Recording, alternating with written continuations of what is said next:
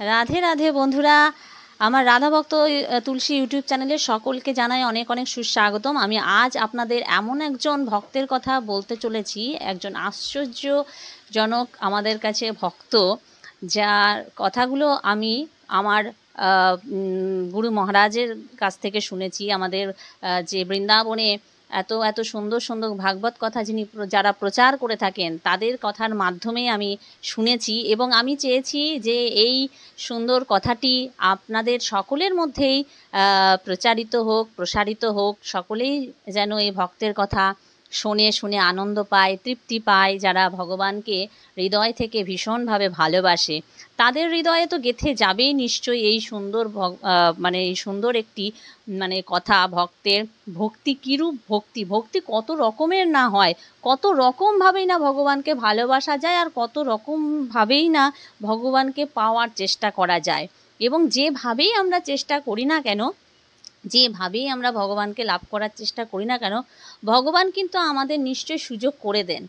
তিনি আমাদের পথ যেভাবে আমরা চেষ্টা করব, আমাদের ঠিক সেইভাবেই আমাদের পথ তিনি তৈরি করে দেবেন, যে পথে আমরা এগোতে পারলে তার কাছে অবধি আমরা পৌঁছে যেতে পারবো।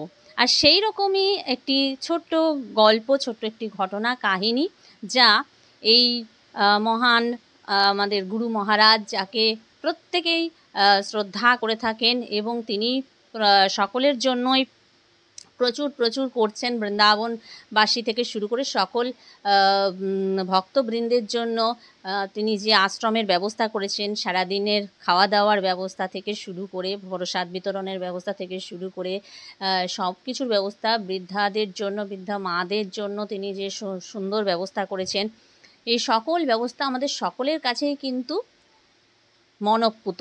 আমরা সকলেই মুগ্ধ হয়ে যাই গুরু মহারাজের বিভিন্ন তার সেবার মধ্যে দিয়ে।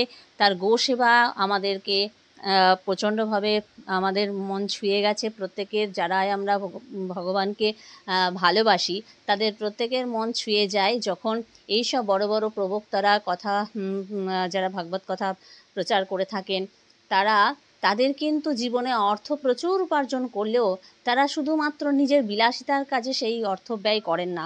তাদের সামান্য যতটুকু প্রয়োজন ততটুকু তারা ব্যয় করে সম্পূর্ণভাবে তারা গো সেবায়, বৃদ্ধ মায়েদের সেবায়, কোনো আশ্রম চালানোর কাজে তারা ব্যবহার করে থাকেন। আমার থেকে বেশি আপনারাই হয়তো জানবেন যারা তাদের কথা শুনে থাকেন।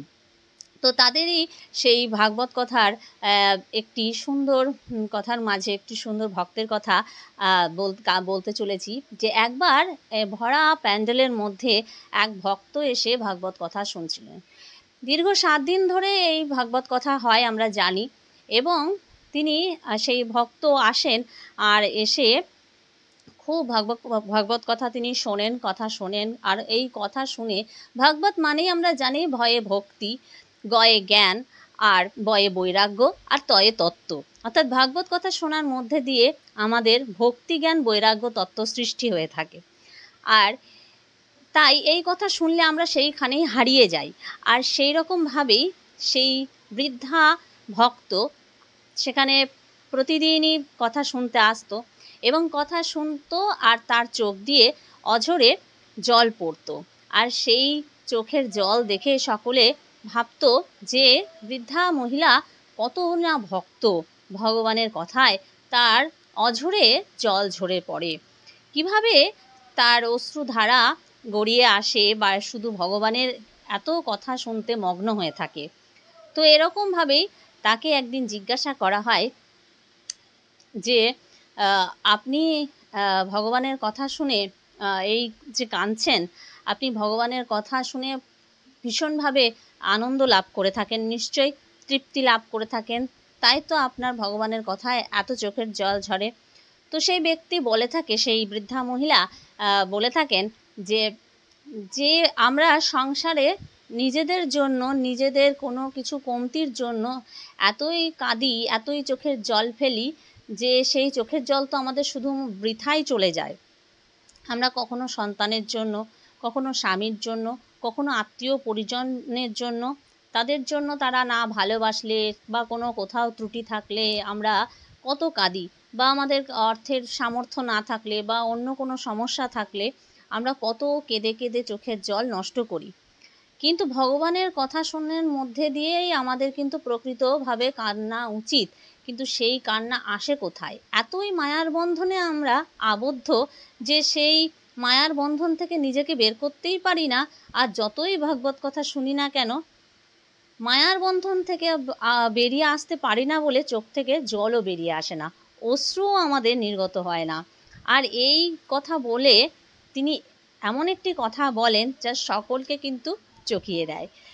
তিনি বলেন যে আজকে আমার চোখে যে অশ্রু আপনি দেখতে পাচ্ছেন, বা এই ভরা প্যান্ডেলের সকল যে ভক্ত শ্রোতা বন্ধুরা এসে কথা শুনছে, তারা যারা আমার এই চোখের জল দেখতে পাচ্ছে, তা কিন্তু আমার প্রকৃত হৃদয় থেকে বেরিয়ে আসা চোখের জল নয়।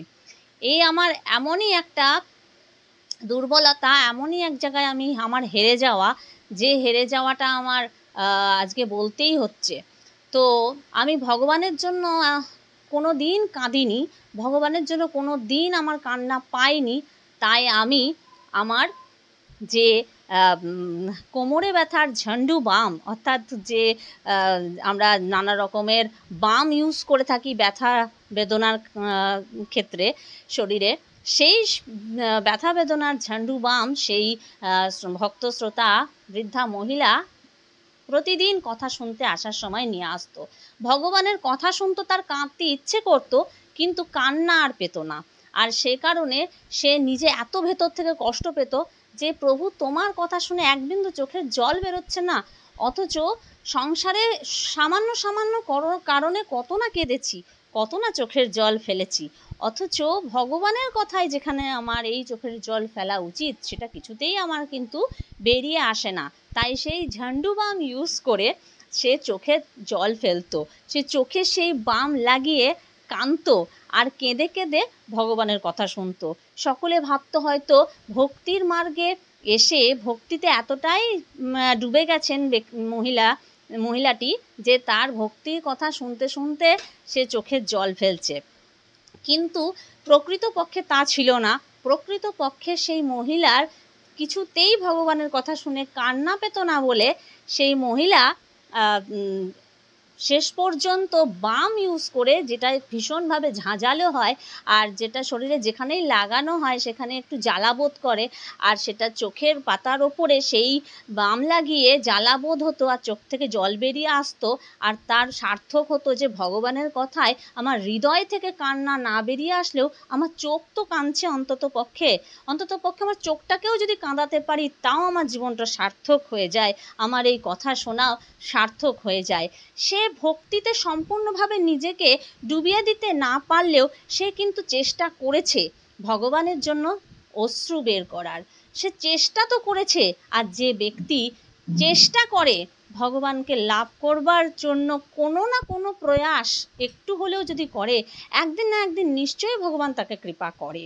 আর সেই মহিলাটিরও সেই দিনের সেই কথাতে গুরু মহারাজজি বলেছেন যে যাই হোক, আজকে আপনার এই বিষয়টা হয়তো সকলের কাছে হাস্যকর বলে মনে হতেও পারে, কিন্তু আপনি যে এই প্রয়াস করেছেন, এই চেষ্টাটুকু আপনি রেখেছেন যে ভগবানের কথা শুনে যেন আমার চোখে জল আসে, এই চেষ্টা কিন্তু আপনাকে একদিন ঠিক ভক্তি মার্গের শীর্ষে পৌঁছে দেবে।